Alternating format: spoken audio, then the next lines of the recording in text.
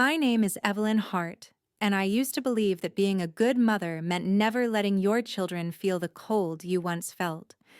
Turns out, if you're not careful, they'll let you freeze alone in a warm room. I knew something was off the moment my daughter-in-law slid the plate in front of me. The others had thick pink steaks still hissing in their juices, resting on big white plates that probably cost more than my entire pantry. Mine was different. A smaller plate, no garnish. A piece of meat gray at the edges, shrunken and stiff. The way food looks when it's lost its will to live. It hadn't seen heat in hours. They didn't look at me when she set it down. Not my son, Daniel, not Claire. Not the teenagers across the table more interested in their phones than the woman who once rocked them through fevers. I sat at the far end in the draft from the kitchen door, on a chair dragged in at the last minute. No place setting, no folded napkin, just the extra seat you give someone you remembered right before they rang the bell. I wasn't the extra. I was the one who paid the down payment on this house. "The seasoning might be a bit strong for you, Evelyn," Claire said, still facing her husband. She tilted her head just so, hair in that perfect glossy sheet that never seems to misbehave. We did medium rare for everyone else. "The seasoning is fine," I replied. I didn't mention the temperature, or the fact that the meat looked suspiciously like what I'd seen wrapped in foil in their fridge last week. People who don't care about your comfort don't suddenly care about your opinion. The room was loud with the kind of conversation that never has to think about the cost of anything.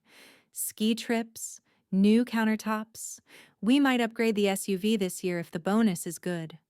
All very bright, very important. I chewed slowly on my cold scrap of steak and watched my son laugh. It's a strange thing, watching your own child grow into a stranger. When he was small, Daniel used to laugh from his stomach, head thrown back, a full-bodied joy that filled whatever room we lived in, even when that room was one bedroom with peeling wallpaper and a leaky window. Tonight, his laugh was sharp, practiced, the kind of sound people make in meetings to show they're one of the team. I recognized it. I'd heard that same sound in offices for 35 years. "You okay down there, Mom?" he called at one point, more to the room than to me. "Of course," I said. "I'm used to drafts." He didn't hear the rest of that sentence, especially emotional ones. My grandson Leo glanced up once, just once. His eyes softened when he met mine, a flicker of something like concern passing over his face. Then Claire tapped his wrist lightly with her fork. "Leo, tell your father about the robotics program," she prompted, turning his gaze back where she wanted it. Even children learn where affection is allowed to land. The wine went around the table twice. No one offered me any. "You're on medication," Claire had said once, loudly over Christmas dinner. I wasn't. It was just easier for her if I stayed small and sober and quiet. By the time dessert came, something glossy from a bakery box they'd decanted into their own dishes, I'd finished my plate. Cold food goes down quickly if you stop expecting it to be anything else. No one noticed I was done. No one ever does when they've already decided your background. On the drive home, my old sedan hummed the way old things do when they're still hanging on out of sheer stubbornness. The streets were mostly empty. Their house grew smaller in the rearview mirror, its big windows glowing like indifferent eyes. I didn't cry. That part of me is tired. What I felt instead was a thin, precise crack forming inside. Not a dramatic break, just a line. The kind you only see when you really look, running through porcelain after too many small impacts. When I stepped into my little house, the quiet wrapped itself around me like something that still remembered how to be kind. No curated music, no open concept echo, just my own breathing, steady and familiar. I didn't turn on the overhead lights. I knew the way by heart. In the kitchen, I set my keys down and my hand brushed a folder on the table. A folder I'd been pretending not to see for months. My handwriting on the label, automatic payments, Heart, Daniel. I sat down slowly. Inside were printouts from the bank, mortgage drafts, insurance premiums, private school tuition, the second car lease, the emergency credit card Claire insisted should be linked to my account just in case. All of it, all of them, held up by my name, my numbers, my quiet. My fingers didn't shake when I picked up the first page. They didn't shake when I picked up the second. They only started to tremble when I realized I couldn't remember the last time Daniel had asked if I was managing okay.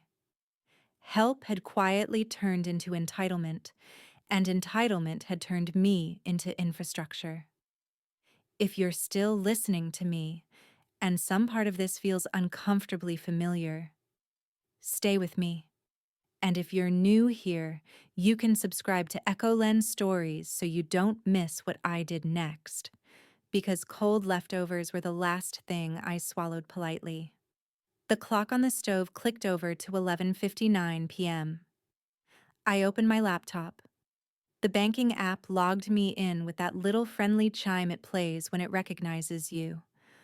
All those accounts, all those automatic payments, all those shared cards appeared on the screen like a map of my own disappearance. My cursor hovered over one small, harmless-looking button. Edit, cancel recurring payments. My son had eaten steak while I chewed his scraps. I moved the mouse. And the first thing I decided to turn off wasn't what you'd expect. The first thing I canceled wasn't the mortgage, or the credit cards, or the school tuition. It was the nanny's weekly auto draft, the one Claire insisted they absolutely needed, because motherhood exhausted her. Despite me watching those children more hours than she paid that woman. One click, a tiny digital sound, a deletion that felt like removing a pebble that had been lodged in my shoe for 20 years.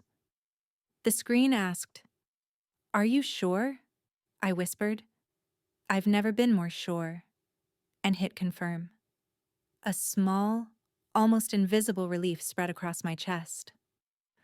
Like the first breath after you've been underwater too long.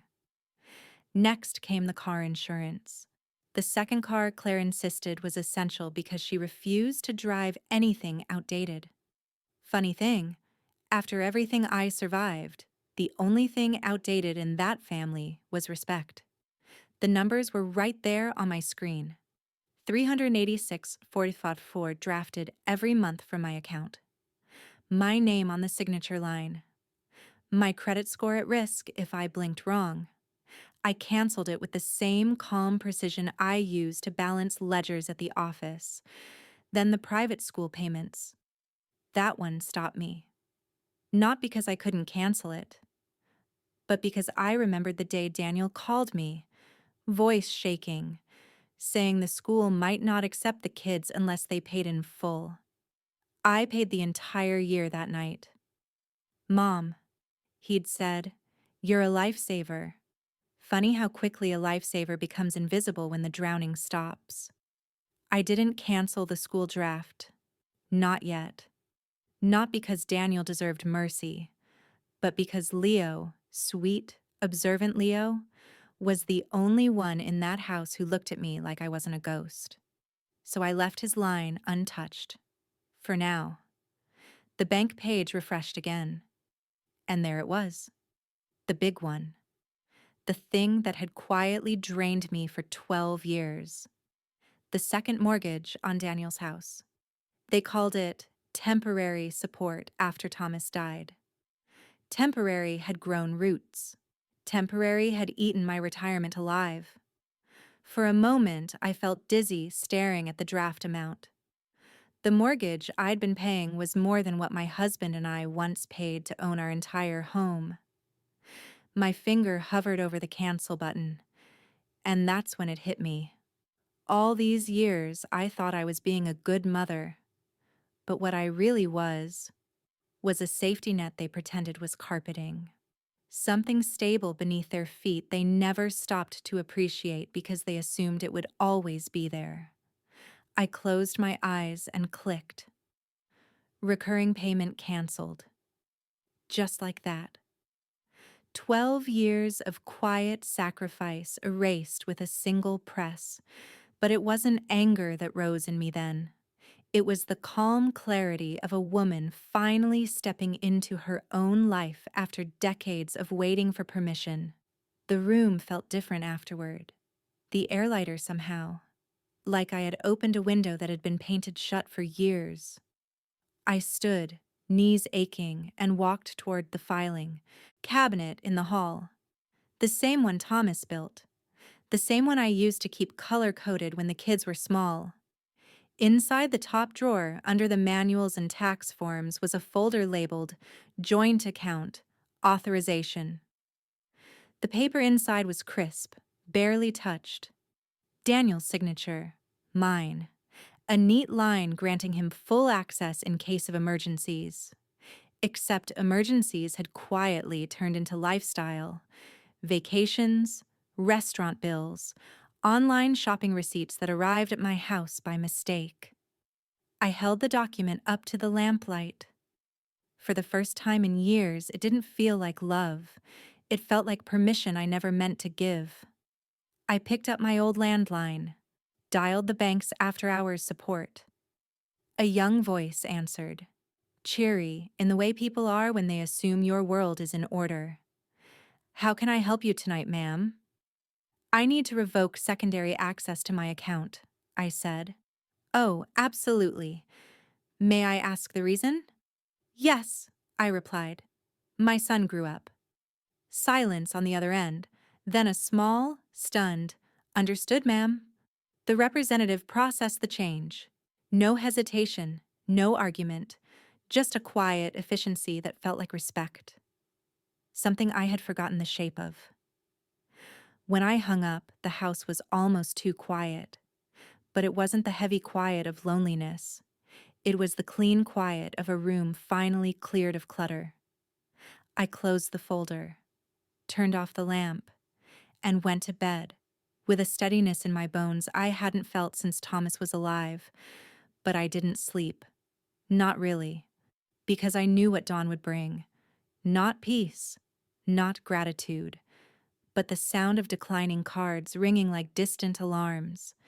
And maybe a son realizing, for the first time in 30 years, what life feels like without the mother he never stopped taking from.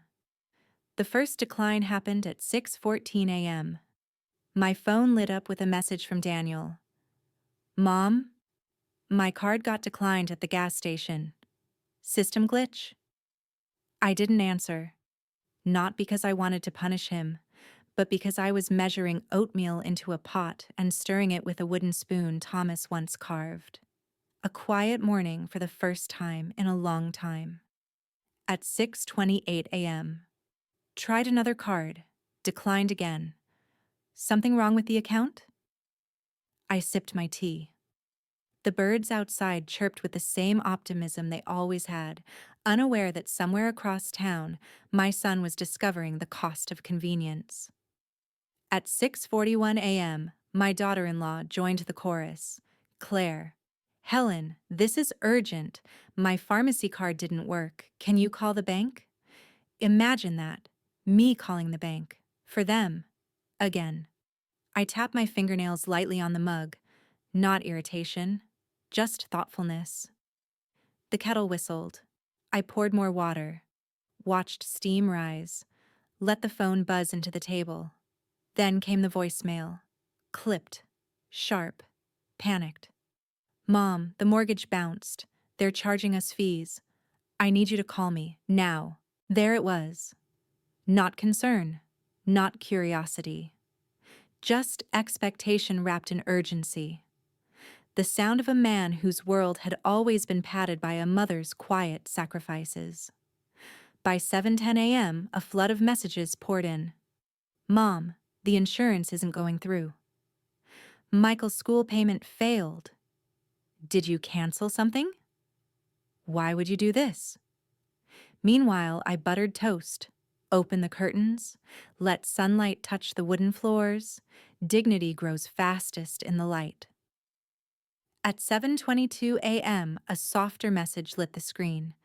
Leo. Grandma, Dad's freaking out. Are you okay? My heart softened the way it always did for him, the only one who ever looked at me like a whole person.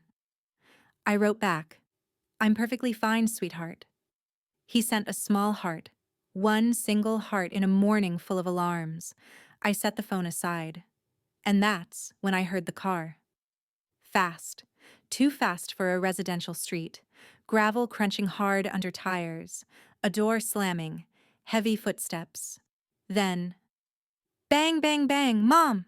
Open the door! His voice wasn't angry yet. It was frightened. Not for me. For the life he'd built on top of mine. I took a long, slow breath, set my mug down, and walked to the door with the calm of a woman who's been preparing for this moment long before the cold steak hit her plate. Daniel pounded again. Mom, something's wrong with the bank. They won't talk to me. Why is everything frozen? Everything in me wanted to open the door immediately.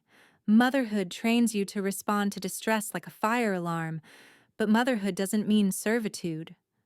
So I paused. 1 second, then 2. Then I opened the door only halfway.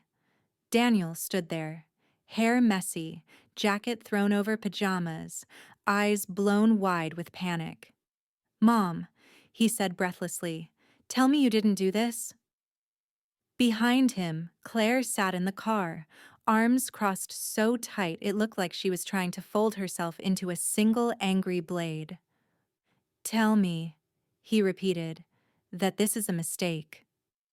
I studied his face, not the man, but the boy he'd once been, the boy who used to bring me dandelions because he thought they were flowers, the boy who asked me once if grown-ups ever got scared, and then the man he became.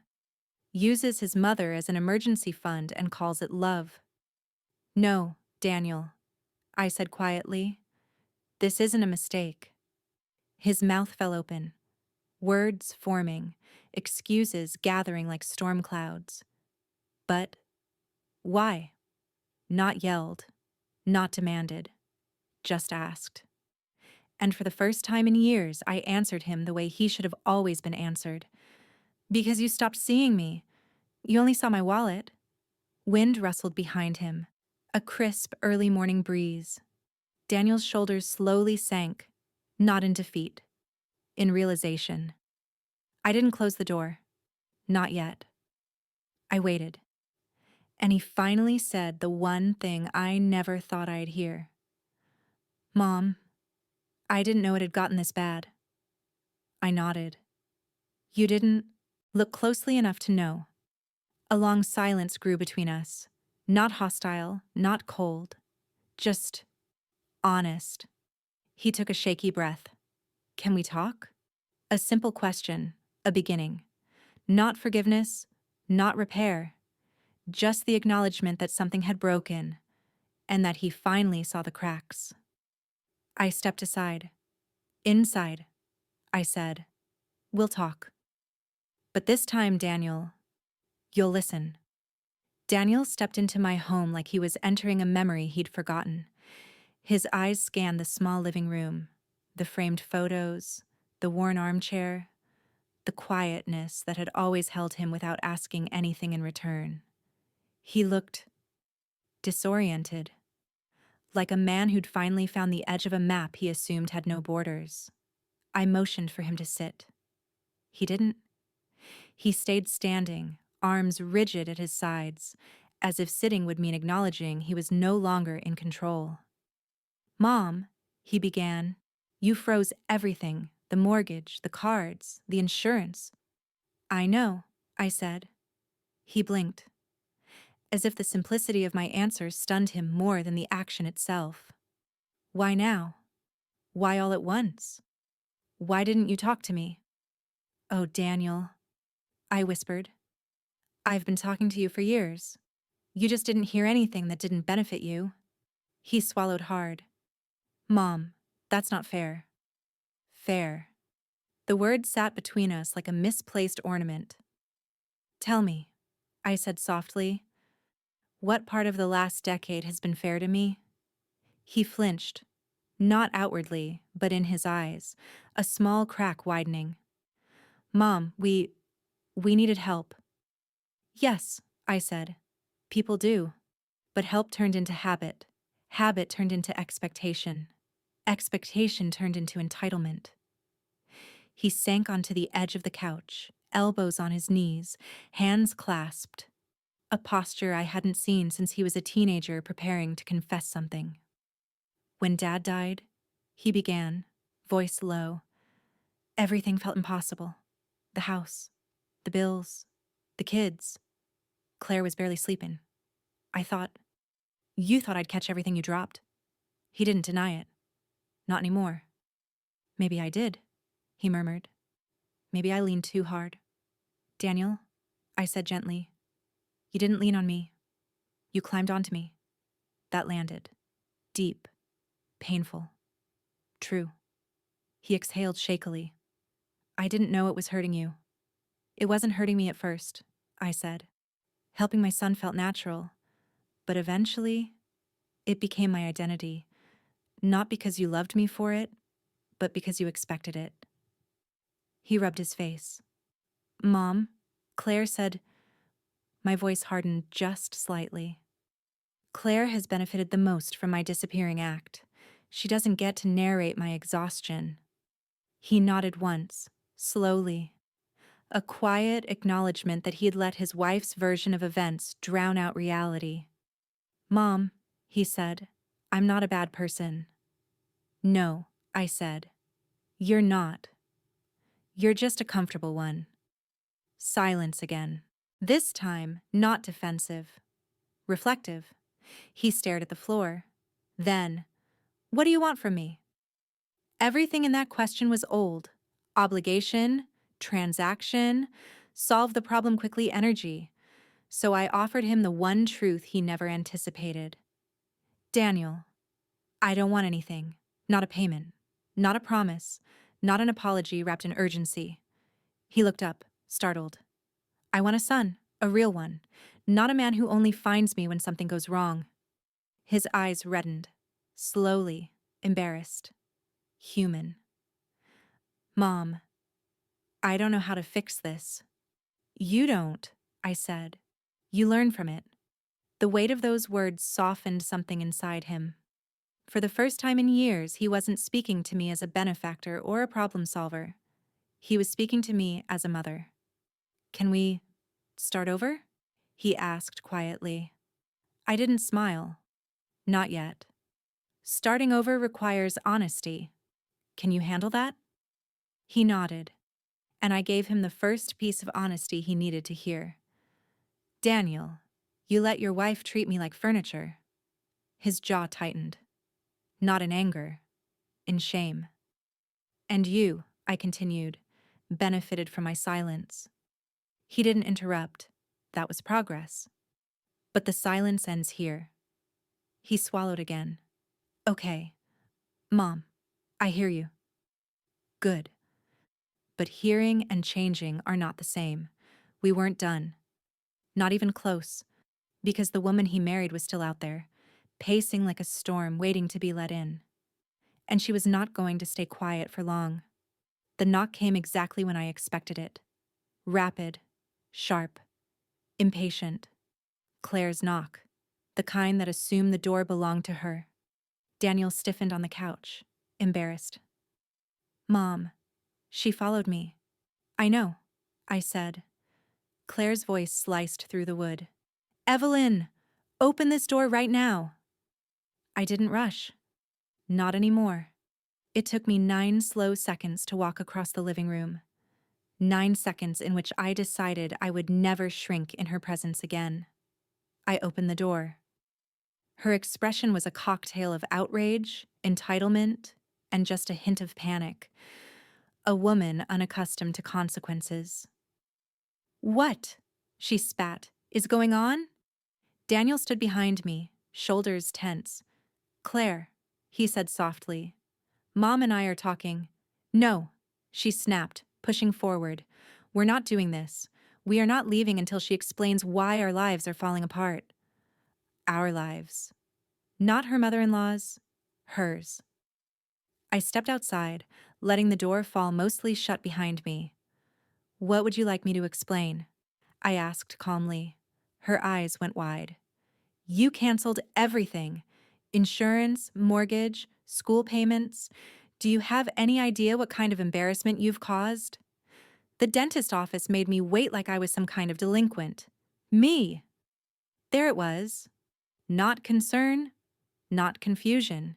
Humiliation. The anthem of the self-absorbed. "I caused embarrassment," I repeated softly. "After what you served me last night?" She scoffed. "Are you seriously doing this over a steak?" I didn't blink. "Not over a steak," I said. "Over a pattern." She opened her mouth, and I watched it. That split-second calculation where a woman decides whether kindness or cruelty will get her further. She chose cruelty. "You're old, Evelyn.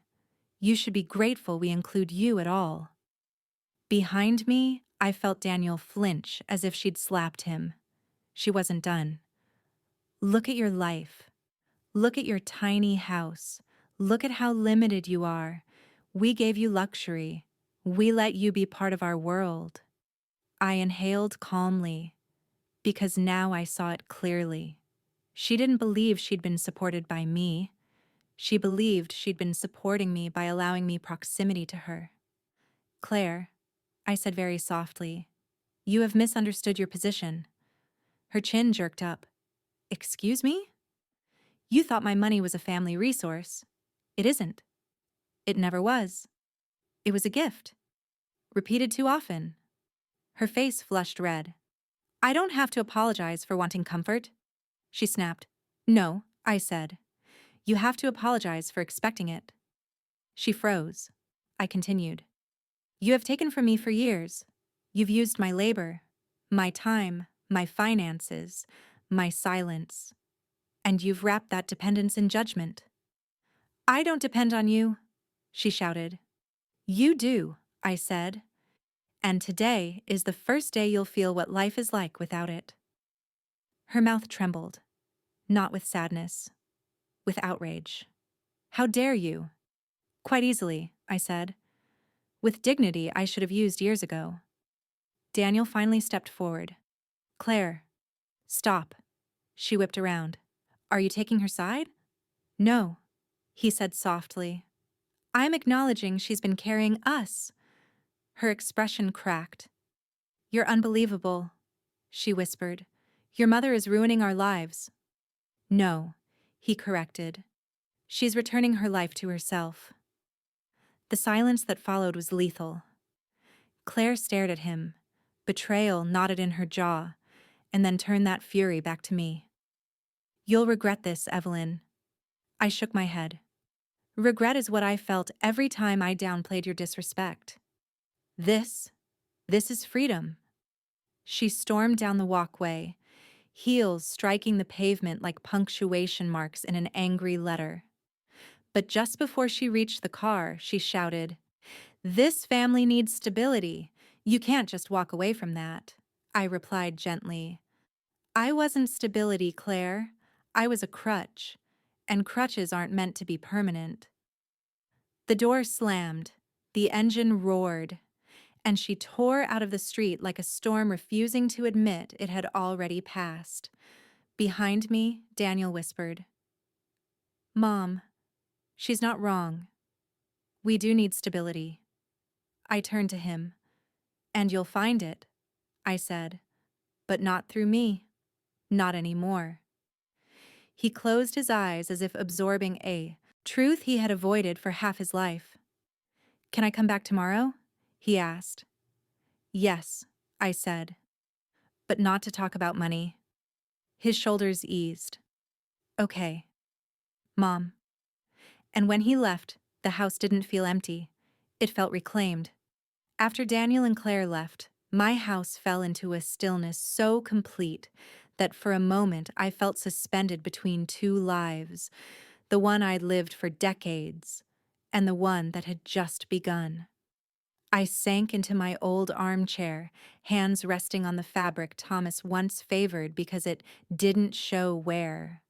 Funny. Everything wears if you use it long enough, even mothers. My phone buzzed once. I didn't check it. Not out of spite, out of peace. I closed my eyes, letting the quiet fold around me. Because the truth people don't tell you about setting boundaries at 72 is this. It isn't rage. It isn't rebellion. It's relief. Pure, unadorned relief. For years, I had been the invisible engine behind a family that never once wondered why the car kept running. And now, the engine was finally off. I breathed, deeply, fully, like someone rediscovering oxygen after years of shallow breaths. The kettle clicked in the background. A bird tapped at the window. Life, small and real, pushed into the space that had always been crowded with other people's emergencies. When I finally rose to pour myself tea, my reflection in the microwave door startled me. I looked taller. Not physically, of course, but in presence, in ownership. Age doesn't shrink us. People do. For the first time in decades, I felt the edges of myself again. Later that afternoon, the doorbell rang. This time, it wasn't harsh. Not demanding. A soft, almost hesitant tone.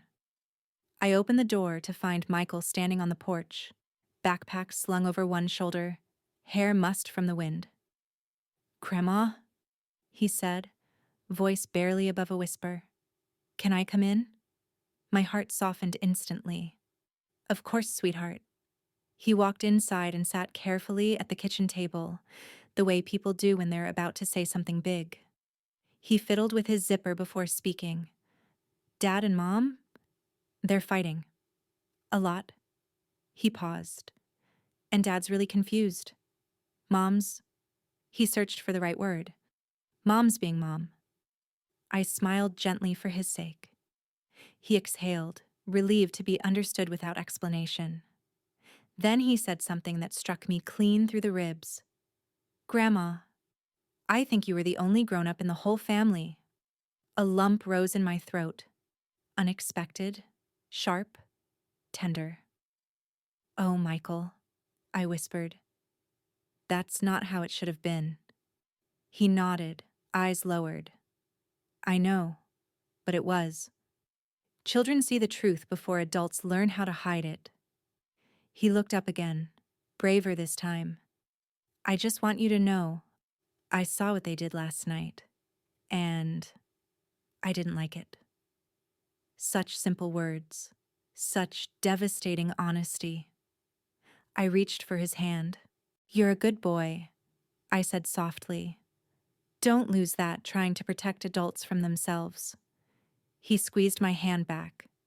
Then, with the kind of emotional intelligence neither of his parents had mastered, he asked, "Are you mad at Dad?" I considered this carefully. "No," I said. "I'm disappointed, and I'm done carrying him." Michael nodded. "I think he knows that now." I hoped he did. But people rarely change from panic. They change from reflection. Before he left, he hugged me tighter than he ever had. It wasn't a goodbye hug. It was a "I see you" hug. When the house returned to quiet, I sat down with my tea again. Something inside me had shifted. Not the hard, defensive shift people make when they're trying to build walls. A gentler shift. A reclaiming. The beginning of a life where I was no longer the background character in my own story. I didn't know what was coming next. I didn't need to, because for the first time in decades, the next chapter belonged to me. The next morning arrived differently. Not heavy, not anxious, still, like the world was waiting for me to wake up and meet myself again. I moved through the kitchen slowly, enjoying the soft rhythm of the kettle, the morning light crawling across the counter, the scent of lemon soap lingering from last night's dishes. No buzzing phone, no emergency, no quiet dread, just presence. At 9:14 a.m., my phone lit up with a name I hadn't spoken aloud in months, Thea, my daughter. The child who grew up independent, ambitious, allergic to dependency. Almost the opposite of her brother. I answered. Mom? Her voice was thin, careful. I heard what happened. Naturally, Daniel had always run to her when life didn't bend for him. I see, I said simply. There was a long pause. Then, Mom, I just want to say, I'm proud of you. Of all the things she could have said, that one undid me. You are? Yes. I've known for years that Daniel and Claire were using you. I hated it. I told him once, but he brushed me off and said you didn't mind. I let out a slow breath. Because I never said otherwise, I murmured. Mom, she said gently. Silence is an agreement. It's exhaustion. I felt that, deep in my bones. She continued. You deserve a life too, not just a role. I didn't respond immediately, because no one had spoken to me like that in a long, long time. Then Thea said the thing that lodged in my chest like a warm stone. Mom, you taught us how to love, but you never taught us how to love you back. And I think Daniel forgot how to try. I closed my eyes. A single tear fell, not from pain, but recognition. That wasn't your fault, she added softly. You were doing your best. I smiled through the ache. Thank you, Thea. She exhaled, relieved to have been heard. Then she asked, do you want me to come visit this weekend? I can help you with anything you need. Anything I need? Such a simple offer.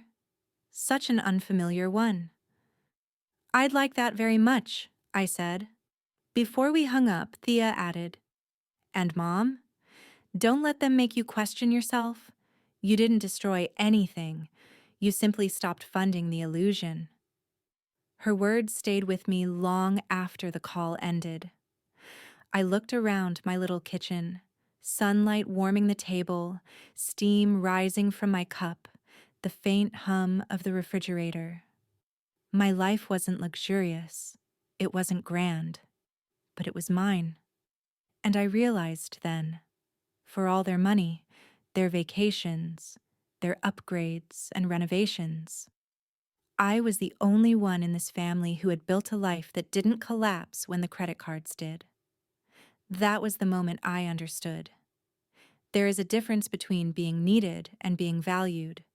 One drains you, the other fills you. I had spent decades being needed.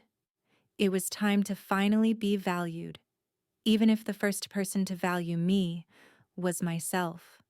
The next morning came soft and pale, the kind of morning that doesn't demand anything of you.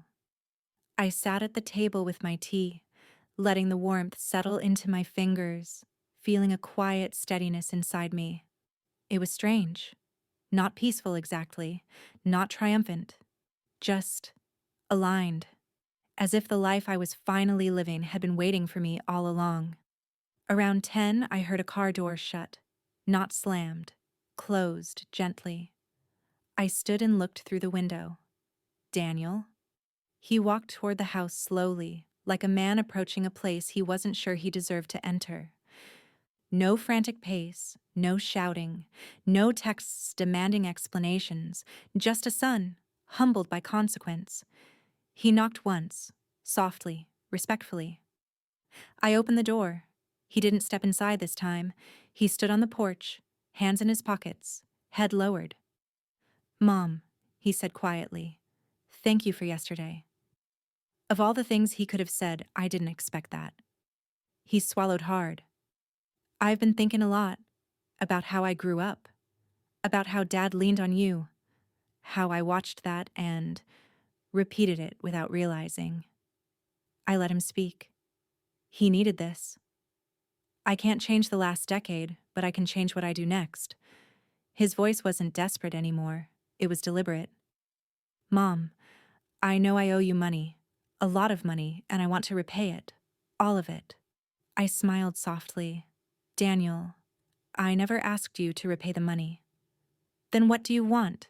He asked. His eyes were clearer now, younger somehow. I want respect, I said, and space, and a son who visits me because he wants to, not because he needs something. He nodded slowly, almost reverently. You have that, he whispered. I promise. Promises mean nothing without follow-through, but the way he said it, there was a sincerity I hadn't heard from him since he was a boy. He took a breath. Mom, Claire won't apologize. Not yet. Maybe not ever. She doesn't understand what she lost. I know, I said, and that's her burden to carry, not mine. He hesitated.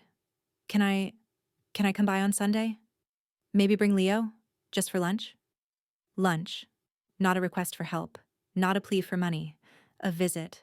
A simple, human visit. My heart warmed. Yes, Daniel, I said. You can come?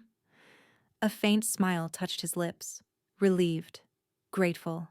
He stepped back, and this time, when he looked at me, I saw something I hadn't seen in years. Recognition. He walked to his car slowly. No urgency, no panic, just presence. The rest of the day passed gently. I watered the plants, folded laundry, opened the window to let in the soft noon light. And somewhere in the middle of that quiet routine, a thought settled into me like a final puzzle piece. I had not destroyed my family. I had simply stopped sacrificing myself in their name. There is a difference. Later in the afternoon, my phone buzzed. A message from Leo. Grandma, I told Daddy was lucky to have you. He said you're lucky to have me too. I laughed. A real laugh, the kind that comes from a place unbroken. I am, I typed back. He sent a heart. Then another. Then a little thumbs up emoji that made me smile like an old fool. Children understand love before adults learn how to complicate it. As evening settled, I brewed chamomile tea and sat by the window. The street was calm, the houses quiet, a dog barking somewhere far back in the neighborhood. I thought of Thomas. His steady presence, his quiet wisdom, the way he always said, "Dignity isn't something you fight for, Evie. It's something you stop giving away." He was right. I hadn't fought for dignity at 72. I had simply stopped surrendering it. And when I finally did, my life returned to me. Not all at once, not dramatically, but slowly, like light creeping across a dark room. If you've lived long enough, you learn something important. People don't see the weight you carry until you put it down. But once you do, once you say enough without shouting, once you choose yourself after decades of choosing others, you'll find a version of yourself you forgot existed, a version that is whole, steady, unapologetic, and very, very alive. If this story touched something in you, if you've ever felt invisible in a room you built with your own hands, if you've ever carried a family until your own legs shook under the weight, stay with me. There are more stories coming, and I'd be honored to have you here for each one. Thank you for listening. And don't forget to like the video and subscribe to EchoLens Stories. And tell me, where in the world are you watching from? I read every comment.